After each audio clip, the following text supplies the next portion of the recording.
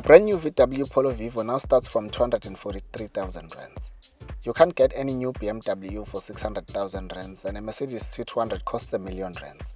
That used to be AMG money, but now you just get a mere C200, which is why I kind of feel like the used car market is our only hope. Around November last year, I was in Cape Town and I met Caleb, an automotive YouTuber from Kenya. His channel name is Ruthless Focus. Caleb told me that average Kenyans can't afford to buy brand new cars, or zero mileage cars as they call them in Kenya. Most people so much just buy used cars, they even import used cars from other countries, and I think that's where South Africa is headed. Sooner or later, average South Africans like me and you will no longer afford new cars because a Picanto will cost 500,000 rands and for a Polo you will pay 1 million. And that's why I want us to explore the used car market now so we can prepare ourselves in advance. This video is just the foundation of the used car market, so today I'll just be sharing the basic things you need to know if you're in the market for a used car. Welcome to another video.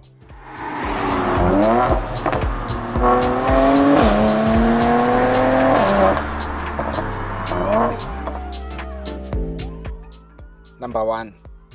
Please familiarize yourself with the recommended retail prices of the cars you want when sold brand new. Some dealers are crooks, so if you don't know the MSRP of the car you want, it's going to be somewhat difficult for you to distinguish between a good and a bad deal. I've seen instances where used cars cost more than brand new ones. And I'm not talking about limited edition models or highly sought after cars. And let me show you an example because I don't like talking about things that never happened. Here's an entry-level Suzuki Swift GA going for 220,000 rands at a used car dealer. A brand new one from Suzuki costs only 195,000 rands. Here you will pay 220,000 rands for a car with an MSRP of 195,000 rands. That's 25,000 rands more. Even if you negotiate for a 20,000 rands discount here, you'll still be getting screwed because you'll pay 200,000 rands for a car that costs 195,000 rands. So before you buy a car at a used car dealer, make sure you investigate new versus used car prices. Don't just wake up and say, yeah, Muzi said a Swift is a great car and just buy the first Swift you come across.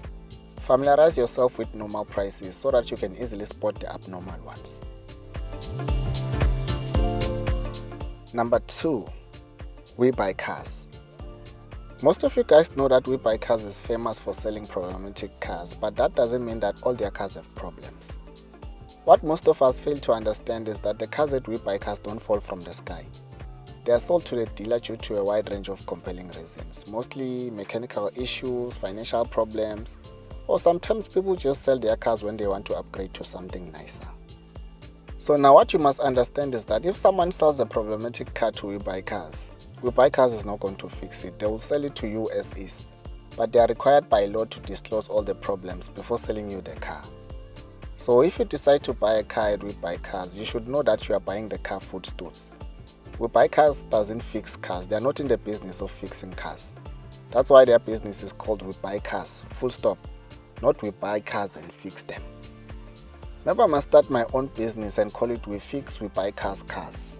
So that if you buy a lemon at WeBuyCars, we'll come and fix it for you. While we're on the topic of WeBuyCars, let me share with you a secret some of you probably don't know about used car dealers. When cars arrive at WeBuyCars after buying them from you, they are put on auction. And some used car dealers buy the cars from the WeBuyCars auction and go sell them at their own dealerships at a higher price. And when you go around saying, hey, I will never buy a car from WeBuyCars, I'd rather buy it somewhere else. But the used car you are going to buy somewhere else might actually be from WeBuyCars, but when you don't know. And you are going to pay more for it. Number 3, try not to be scammed by strangers or relatives when you are looking for a used car. Bomalume and Abosbala are very famous for this kind of scam. Varia, Westvari, Anakumentira Hala Joni, Selokonika 50,000, and Tavula Namgano Mentira Ganaele Joni, Sam Ganometa Kumela Mova, Mova, it's not going to happen. Forget about it. You should never give people money and tell them to find you a car unless you want to see yourself on speaker out here at hotel or whatever. Don't say I didn't warn you. Buying a car should be a something for something transaction. I give you money, you give me a car. Not that thing of giving someone money and then they tell you they will find your car. Find a car where? Number 4, non-mechanical issues. Sometimes people buy cars with non-mechanical issues and say, this one is cheap, Mchana, I'll take it to Charlie. We'll sort out the gearbox, engine light, ABS warning, oil leaks, faulty brakes, and I'll be fine. If you're a first-time car buyer, try to stay away from cars with known issues. Because more often than not, you will underestimate the cost of repairs. Buy a 50,000 rands car and spend 60,000 rands trying to keep it moving. There's also some dodgy dealers who trick people into buying scraps. They often say, yeah, if you don't buy the car now, someone else will buy it, and you won't find it when you come back. So it's better to take the car with the existing issues just so you can seal the deal. Then you will bring it back a week later. Then they will sort out the issues for you. I can tell you now, it's not going to happen that thing, my friend. You will take the car, and when you come back, the dealership will be gone. Because it's cheaper for them to relocate than to fix your car. Even if you find them there, they will give you a runaround until you can't function without antidepressants. Number 5, buy online and we deliver. How are you going to test drive the car online? It's even worse if the car is from Gauteng while we are in Mpumalanga. Just pray you don't find yourself in a situation where you have to tow back the car to Gauteng.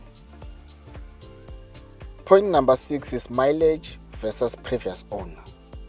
Most people are scared of high mileage cars, but what you should really be worried about is the previous owner or owners of the car. A high mileage car is not really a problem if it was well taken care of.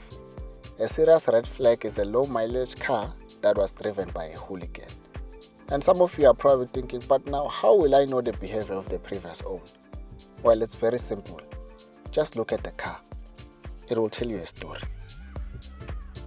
If a car has an aftermarket exhaust system, run. If the ride height was tampered with, run. If a car has some weird aftermarket body kit and stickers all over the body, run. The biggest red flag is a car that has different tire brands. The front tire is a Continental, at the back there's a Michelin, the other side is a Goodyear, while the other one is a brand we don't even know. That says a lot about the previous owner, and you must run. Of course, factors like your service history, warranty, maintenance plan will come into play, but never ignore red flags. This video is just a foundation for those who are shopping around for used cars, and it is part 2 of the used car series. If you haven't seen part 1, a link is pinned in the comment section. Now that we have a somewhat solid foundation, we'll start shopping around together. We'll start by checking out cars under 100,000 rands. Then we move to 200,000 rands, 300k, 400k until we hit $1 million if time permits. I will also try to share some of the reputable used car dealerships I know along the journey. And like this year, I'm considering doing something crazy. I want to buy a high mileage German car from WeBuyCars, just to see what's the worst that could happen. May the odds be in my favor. Today's video ends here. I'll share more tips as we continue with our used cars journey, because there's a lot to look out for. We can't go through everything at once. We will talk about duplicate cars, cut and joints, and more. Thank you for watching. Don't forget to like, share, and subscribe to the channel for more car content in MSRP.